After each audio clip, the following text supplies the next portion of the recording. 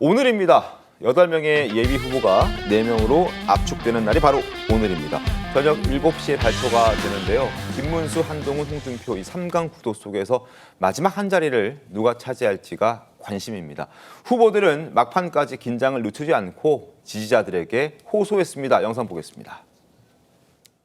제가 직접 여론조사 방법 간단하게 설명드리겠습니다. 첫 번째, 02번이나 또는 모르는 번호로 걸려오는 전화도 반드시 받으셔야 합니다.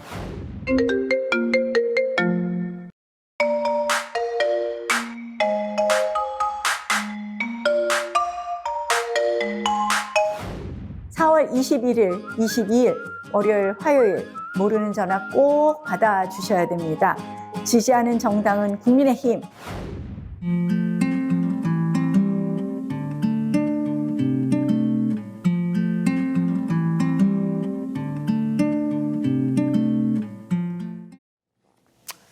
자, 국민의힘 후보들 지지율 살펴봐 드립니다. 자, 역시 AR 시스템으로 실감나게 보여드리겠습니다. 자, 차기 대선 국민의힘 후보 적합도 지금 김문수 18.6, 한동훈 14.9, 홍준표 12.4, 안철수 9.6, 나경원 6.4, 유정복 2.3, 양향자 2.2, 이철호 1.1입니다. 근데 이건 전체 유권자들을 대상으로 한 것이고 국민의힘 지지층과 무당층을 특정해서 보면 수치가 좀 달라집니다. 김문수 27.8, 많이 오르죠. 한동훈 19.8, 홍준표 17.9, 나경원 10.2, 안철수 7.7, 그리고 유정복 1.7, 양향자 0.5, 이철우 0.6 이렇게 되는데 자, 물론 오차 범위 내 각축을 벌이는 분들도 계시고 조금 더 득표율이 높은 분들도 계신데 특히 이제 관심을 끌고 있는 건 안철수, 나경원 과연 이 두 사람 중에서 누가 4강 마지막 티켓을 거머쥐게 될 것인가 이 부분입니다. 그래서 두 사람에게 지금 집중이 되고 있는데 어제 또 나란히 대구에 가서 난타전을 벌였습니다. 두 사람 목소리 들어보겠습니다. 나경원 후보, 윤석열 전 대통령을 끌어들이지 말라고 하셨죠. 토론에서는 막상 불리하니까 윤 전 대통령을 언급하지 말라니 살면 삼키고 쓰면 뱉는 것도 이 정도까지는 못합니다. 그래서 어제도 안철수 후보님 말씀 자꾸 하시던데요. 급하신가 봅니다. 탄핵을 반대한 분들도 찬성한 분들도 다 마음을 모아서 결국 대한민국의 헌법 가치를 든든히 하고 미래로 가야 되거든요. 제가 3년 전에 윤 후보와 단일화를 통해서 이제 여당이 됐지 않습니까? 여당 중진으로서의 혜택을 지난 3년간 본 분이 지금 나경원 후보입니다.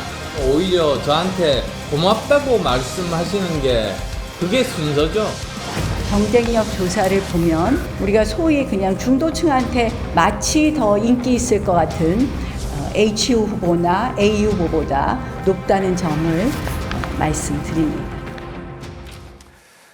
나경원, 안철수, 나경원. 누가 진출하냐. 물론 후보 개인들에게도 중요한 문제이긴 합니다만 누가 올라가냐에 따라서 4강의 또 경쟁 구도가 달라질 수 있기 때문에 많은 사람들의 관심이 또 집중되고 있는 상황입니다. 김용태 의원님, 국민의힘 최종 후보가 누가 올라갈까? 4강에 누가 올라갈까? 물론 뭐 지도부에 계시기 때문에 말씀 어렵다라는 얘기를 또 하실 수도 있지만 그래도 여쭤봅니다. 어떻게 될 것 같습니까?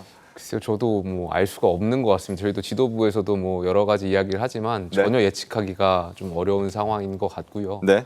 다만 이제 저도 아직 경선 전화를 받지 못했습니다. 아, 못 받았습니까? 아마 샘플이 다 찬 건지 아니면 저한테 전화가 안 오는 건지 모르겠습니다만 저도 아직 전화를 못 받아서 저한테도 오면 좀 소중한 한 표를 행사하겠습니다.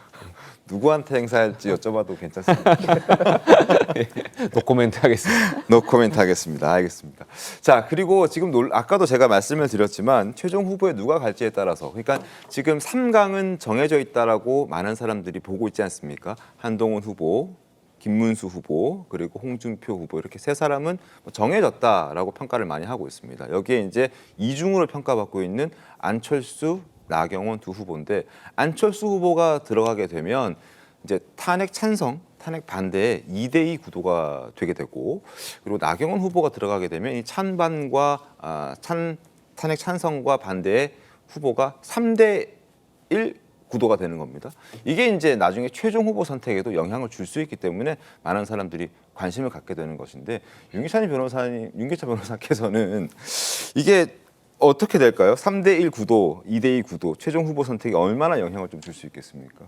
그러니까 이제 네 분 중에 만약에 나경원 후보가 물론 뭐 이철우 후보나 양양자 후보나 유정부 후보가 포함될 수도 있겠지만 그럴 수도 있죠. 일단 네. 논의를 전제하고 얘기를 네. 말씀드린다면 나경원 후보가 올라오게 되면 사실은 이제 단순한 유권자 표심에 작용하는 여러 가지 요인들을 다 제거하고 탄핵 찬반 구도만 놓고 보면 1대3 구도가 되는 거죠. 그러면은 그 뭐 한 분은 탄핵 찬성한 분이 올라가지 않을까 이 얘기가 되는 거거든요. 네. 나머지 한 분은 이제 반대하는 분에서 올라가더라도 근데 안철수 후보가 들어오게 되면 탄핵 찬성하는 후보 쪽의 표심도 갈라지기 때문에 그렇죠. 사실은 두 분이 탄핵 반대 입장에 올라가지 않을까 뭐 이런 전망들이 있는 거예요. 그런데 사실은 이제 해당 그 후보들이 갖고 있는 여러 가지 표에 호소력 있는 장점들이 다른 것들도 많거든요. 뭐 그 한동훈 후보 같은 경우에는 이게 경력도 있고, 네. 그다음에 이전에 당대표했던 부분도 있고, 김문수 후보 같은 경우에 이전에 사실 운동권부터 도지사, 그다음에 국회의원 여러 가지 다양한 직종들을 해오면서 상당히 쌓였던 이미지가 있는 거고, 나경원 의원 같은 경우에 지금 뭐 탄핵 반대파 이렇게만 얘기하시지만 이전에는 이제 중도층에 어필했던 부분도 많이 있는 거고요.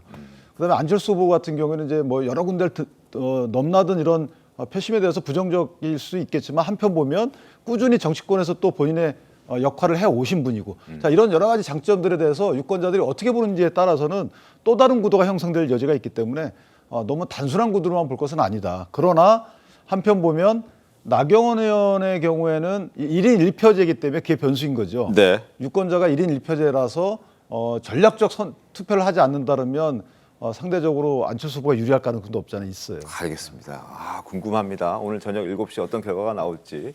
물론 두 분께서는 국민의힘 소속이기 때문에 친소 관계가 있어서 쉽게 말씀하지 못하는 경우도 있을 수 있는데 민주당에서는 객관적으로 봤을 때 어떻게 좀 평가하십니까? 저는 그냥 건강한 보수를 그 응원하는 입장에서의 국민적 시각에서는 그래도 2대2 구도가 낫지 않을까. 2대2 구도가 낫다. 네, 만약에 그럼 안철수 후보가 올라간 가능성이 높아 보인다. 그렇게 됐으면 좋겠고 그래야지 이 경선 과정에서 지금 국민의힘은 숙제가 탄핵의 강을 건너고 네. 어떻게 건전한 보수와 미래 비전을 대한민국에 제시할 것이냐에 대한 과정에서의 정책에 대한 소통이 필요하거든요. 네. 근데 지금도 보면은 8인 체제에서는 계속해서 서로의 비판만 난무하고 정말 이렇게 수준 떨어지는 경선을 국민들이 어떻게 보겠냐라는 비판이 상당히 있거든요. 그런 면에서는 만약에 3대1 구도가 된다? 네. 그러면은 지금 나경원, 김문수, 홍준표 후보가 한동훈 후보를 집중포화하면서 마치 탄핵의 간을 못 걷는 거 아니냐라는 또 우려가 상당히 기사화될 가능성이 있다. 그런 면에서는 차라리 안철수 후보가 2대2 구도를 만들어서 네. AI는 어떻게 할 것이고 그리고 의료대란은 어떻게 할 것이고 이런 주제로의 담론으로 전환을 하는 데 역할을 좀 해주는 게 더 네. 건강한 보수를 만드는 데는 도움이 되지 않을까. 그리고 개인적으로도요. 제가 의료대란 처음에 발생했을 때 안철수 후보는 네. 정권과 상관없이 본인의 소신을 계속 이야기했던 후보거든요. 그러면서 좋은 정치인들이 계속해서 정치를 할 수 있도록 국민의힘의 그런 지지자들도 판단하지 않을까라는 생각을 합니다. 알겠습니다. 자, 나경원, 안철수 두 후보 외에도 나머지 후보들도 막판 유세에 힘을 쏟고 있습니다. 영상 보겠습니다.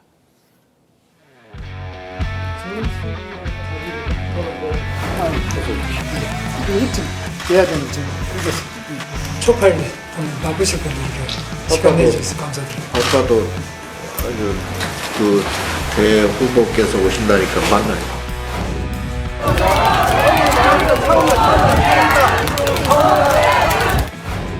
오늘 아침부터 후원금을 모았는데요.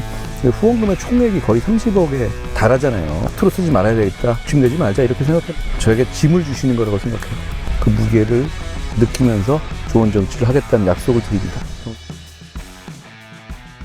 자, 후원금 얘기가 나와서 잠깐 말씀을 좀 드리겠습니다. 화면 함께 보겠습니다. 한동훈 후원금 11시간 만에 채웠다는 보도, 그리고 자신의 개인 유튜브를 통해서도 저 부분을 홍보했습니다. 40분 만에 10억 원 돌파했다. 5시간 만에 20억 돌파했다.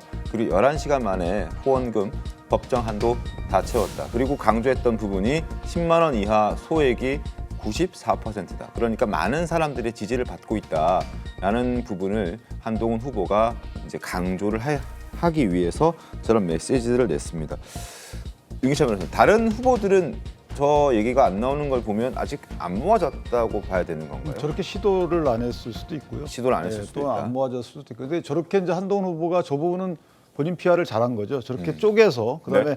한동훈 후보 캠프뿐이나 뭐 측근분들 올린 여러 가지 이제 사유관계만 보면 이제 뭐 몇만 명이 10만 원 이하다 이거까지 그러니까 다 분석을 해서 강조를 해요. 올렸어요. 네. 그러니까 저 부분은 어쨌든 낯설게 느껴지지만 본인이 홍보함으로써 이목을 집중시키는 조건이 있었어요. 더군다나 이재명 그 후보 대비해서 또 주장하고 있기 때문에 상당히 이재명 그 후보와의 어떤 양자 대결 네. 이런 부분을 부각시킨 측면도 있죠. 또 하나 이제 제가 한동훈 대표께 만약에 바란다면 이제 당의 후원 포인트가 좀 쌓일 수 있는 이런 선거운동에 집중해 줬으면 좋겠다.